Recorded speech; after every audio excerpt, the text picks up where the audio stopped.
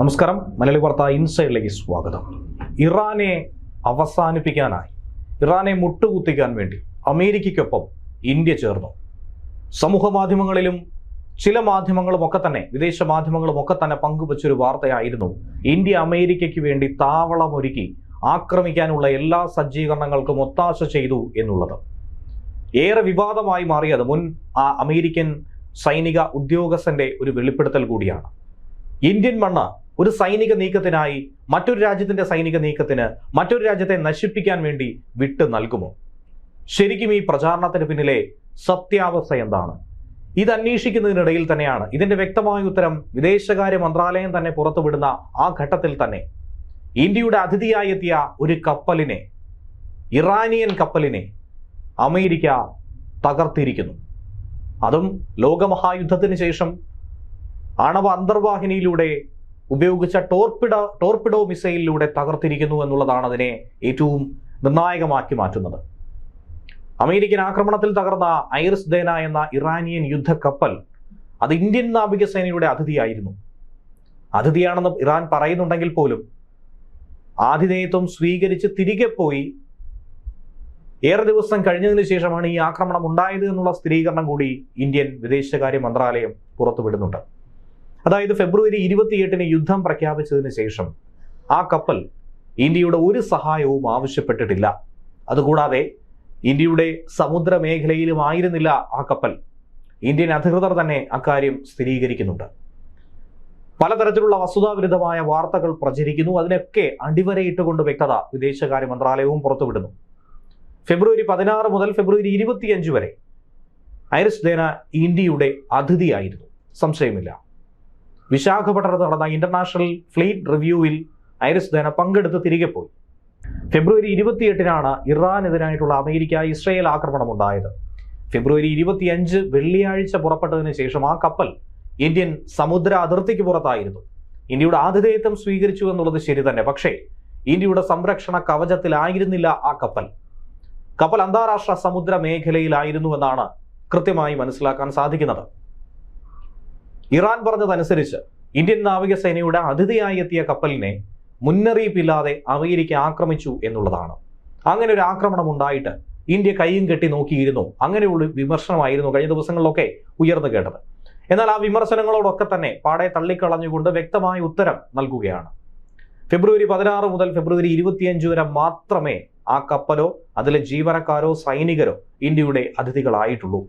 തിരികെ പോയി മറ്റൊരു സമുദ്ര മേഖലയിൽ നിലനിൽക്കുമ്പോൾ ഇന്ത്യക്ക് സംരക്ഷിക്കേണ്ട ബാധ്യതയില്ല എന്നുള്ളത് യാഥാർത്ഥ്യമാണ്. എന്നിരുന്നാൽ പോലും ഒരാപത്തുണ്ട് എന്ന് പറഞ്ഞു വിളിച്ചാൽ ഉറപ്പായും സംരക്ഷണവും സുരക്ഷിത കവചവും ഒരുക്കി ഇന്ത്യ കൂടെ ഉണ്ടാകുമായിരുന്നു.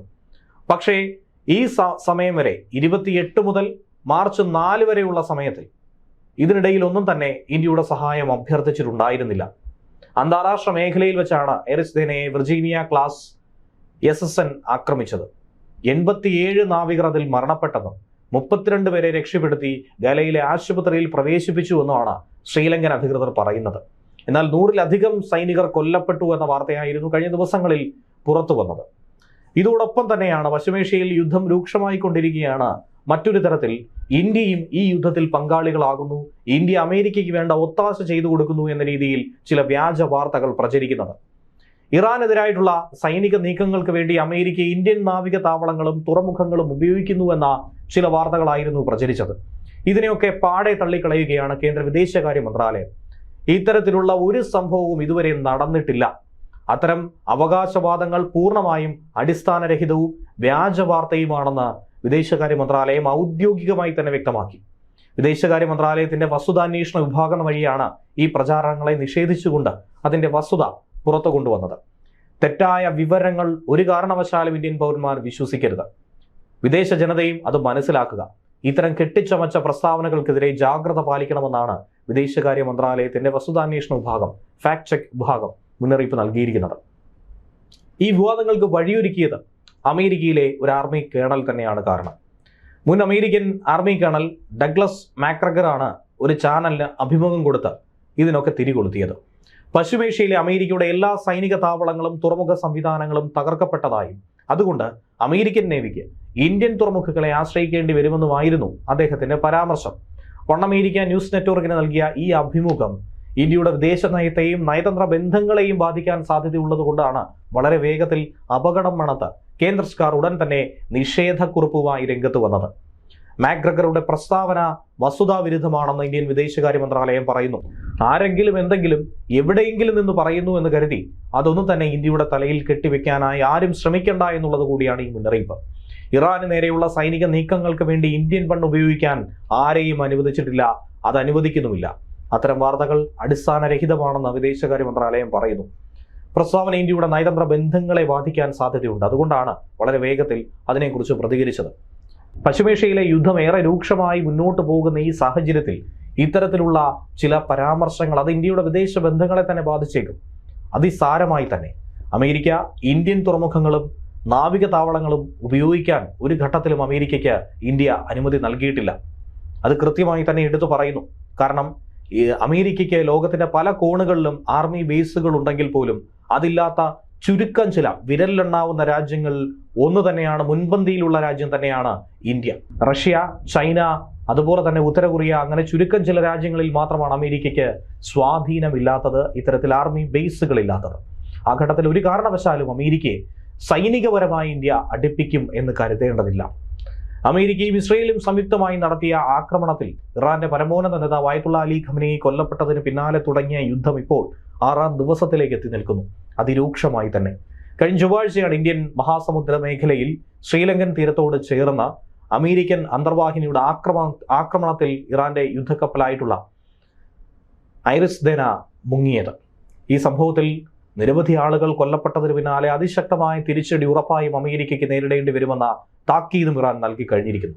ഇന്ത്യയുമായിട്ടുള്ള സൗഹൃദ സന്ദർശനം കഴിഞ്ഞ് മടങ്ങി പോരുകയായിരുന്നു ഈ കപ്പൽ. ഇതിന് പിറകെയാണ് ഇറാനെതിരായ ആക്രമണങ്ങൾ കടുപ്പിക്കാൻ അമേരിക്കൻ നാവികസേന ഇന്ത്യയുടെ നാവിക താവളങ്ങൾ ഉപയോഗിക്കുന്നതായിട്ടുള്ള പ്രചാരണങ്ങൾ വന്നതും അതിനാക്കം കൂടിയതും. ഇന്ത്യൻ മഹാസമുദ്ര മേഖല ആയതുകൊണ്ട് തന്നെ അത് ഇന്ത്യയുടെ പൂർണ്ണ അധീനതയിലാണെന്ന് ഒരുപക്ഷെ ചിലരൊക്കെ വിചാരിച്ച് കാണും. അന്തർദേശീയ സമുദ്ര മേഖലയിലൊന്നും ഇന്ത്യ കാര്യമായി ഇടപെടാറില്ല. അപകട സാധ്യതകൾ മണത്താൽ മാത്രമേ ഇന്ത്യ ഇടപെടാറുള്ളൂ, അല്ലെങ്കിൽ സഹായം അഭ്യർത്ഥിക്കുക. പശ്ചിമേഷ്യയിലെ സംഘർഷത്തിൽ അതിശക്തമായ ആശങ്ക തന്നെയാണ് ഇപ്പോഴും ഇന്ത്യ രേഖപ്പെടുത്തുന്നത്.